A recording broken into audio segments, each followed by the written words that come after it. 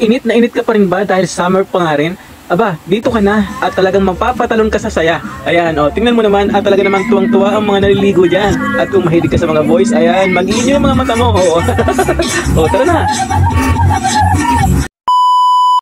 So, ayan na nga mga padi, nandito kami ngayon sa bundok. Ayan, alam niyo ba kung saan to? Sa Indang, Cavite to. Dito ito sa... Ano nga yun? So yun na nga po, nandito kami sa St. Anthony Falls. Ayan, tingnan nyo naman at bundok na bundok to. Kanina nga paahon, nagdadalawang isip ako na umakyat. Pero, syempre, ligon-ligo na mga kasama ko, no choice, umakyat talaga ako. Kita nyo naman, yung mga kasama namin nandun na sa baba at ligon-ligo na. So ano pa inaantay natin? Let's go! So eto nga pala ang aming napag-park nga dyan mga padi sa ibabaw yan ng bundok. At syempre, bababa kami dyan para pumunta na sa waterfalls. At eto mga padi, 50 lang ang dyan, entrance dyan, at pumasok na kami pagkatapos namin magbayad. Eto nga pala mga kasama ko, si Mila, si Trixie, at syempre ang bro pang Santi Whitey, si Beauty sa Lonely Spa. Diba? Happy birthday pala sa inyo, Kambal. Ayan. At dahil nga birthday ni Kambal, nag-greet sila Ma'am Bioli, at dito na nga, maliligo nga daw kami. Pero ako, takot ako sa tubig, kaya bumalik ako. Paano ba naman, pawis na pawis ako kanina, tapos ang lamig-lamig ng tubig. So ano mangyayari sa akin? Di pasma. So hala, hinayaan ko na lang sila dyan na maligo at talagang i-enjoy nila, tuwan-tuwa talaga sila sa tubig dahil napakalamig nga daw. Dahil yan nga naman ay ilog, running water. So ayan, kung merong sa bandang dulo, merong nagdudumi, ay di running water. Papunta sa yung dumi. So wala naman sigurong gagawa ng ganun mga padi. So kaya tingnan nyo naman at enjoy sila dyan. Di ba? Ang ganda nga naman. Malinis naman siyang tingnan. Pero ayoko talagang lumuglob kasi talagang, ewan ko ba, parang kinakabahan ako sa tubig. Ang lamig-lamig. Pero syempre bumalik din ako dahil gusto ko magpa-picture. Kahit picture man lang, syempre, para hindi ko ma-miss yung lugar na to, di ba? Yan, picture tayo at humarap pa nga sa akin si Ma'am Bioli, pati na si Mila. Ako tuloy nahihiya. Di ba naman, takpan nyo nga yan. Ayan, lumipat na nga sila ng lugar dahil nagsawa na sila doon sa lumalagas-gas na tubig. Ayan, at tingnan nyo naman, parang sila mga sirena dyan. Okay. At dahil nakulangan ako kanina, ayan, inantay ko talaga umalis sila para talaga masolo ko yung pool. Ayan, at ito, nagpa-picture nga ulit ako dyan. At syempre, kung ano-anong posing ang ginawa ko, di ba?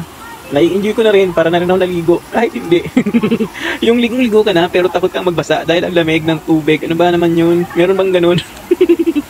At syempre, gusto rin may souvenir ni Sunny, kaya naman, ayan, kung pwede daw, na siya naman daw ang video ko at picture-picturean. Ayan, kaya ayan.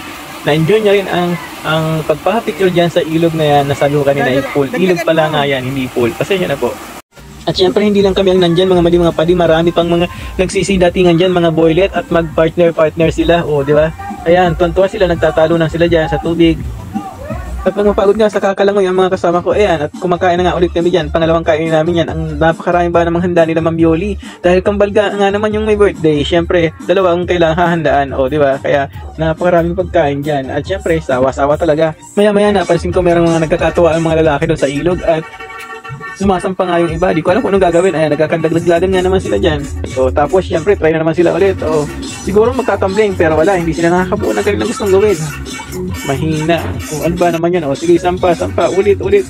Sige, ano na? Anong sunod? Wala. Enjoy nga naman dito ang mga kalalakihan na to, di ba? Sige, kung ano-anong trip nyo dyan. Mamaya mabalian kayo dyan ng buto. Ingat-ingat lang tayo. Di ba? Wala. Ramdam mo naman na masayang-masaya sila sa kanilang ginagawa. Habang yung mga lalaki nagkakatuwaan sa ilog, yun ang mga bakla.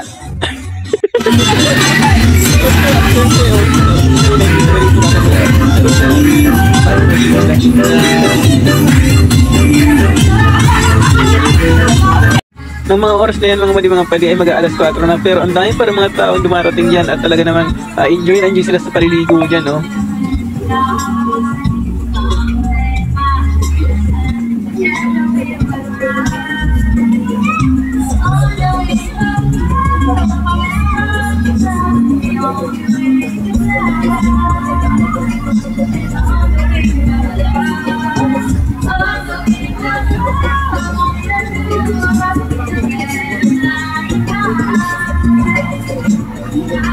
Hindi ko nga napansin ito nung binibideo ko. Ngayon ko na lang napansin na mayroon palang dumaos-os na tatalon sana.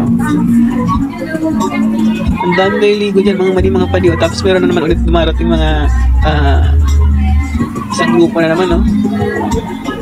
Wala, enjoy sila. At dahil na malilit na yung kasama ko sa trabaho, kaya sabi ko kay Trixie at kay Mila, pag final na kayong talon, para naman makaalis na tayo. O ayan, tumalon na nga si Trixie. At syempre si Mila, gustong gusto niya rin tumalon, pero natatakot ba naman siya. Pero ang lakas ng loob niyan dahil nakailan. Yung nakikita, pinamat hindi pa sa laso. Di ba nagpapatulong sa tinada ng dahon? Ba't ang sumalubong nagpatangay sa alon? Na parang telenovela pinalabas paghapon. Sama ko lang sa kama, alam ko nagkasalat. Ang gaturo kong balik yung kama. Kaso kung tunog, pinagkalang pag-asa. Nakawalang dyan, ayoko lang dumikit. Umabot sa kamot sa higan, nakapikit. Ayan, mahaba-habang kumbinsihan ha. Patalo din ang Mila. O ayan, pakaway-kaway pa kayo ha. At paglingon ko nga sa kalapit namin cottage, ayan, meron nanginginaing aso. O, di ba? O, tuntua ka. O, nilapitan ko, tinitigan ko. Tinitigan ko. Ayan, at kita mo naman, napakabait naman ni Kuya. Ibinigay na nga sa aso. At nang tinitigan ko, nilapitan ko, aba, purong mga laman. Swerte ng aso. O, hala, binigay na tuloy sa kanya ni Kuya. Wala pa raw bawas yan. Saglit lang siyang umalis. At ang bilis ng aso. So, ano pa nga ba? Uwian na tayo. Ayan, hanggang dito na lang ang ating video mga padit.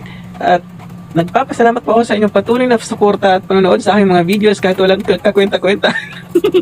Thank you po. At ito po si Santi nagsasabing masaganang buhay po sa ating lahat.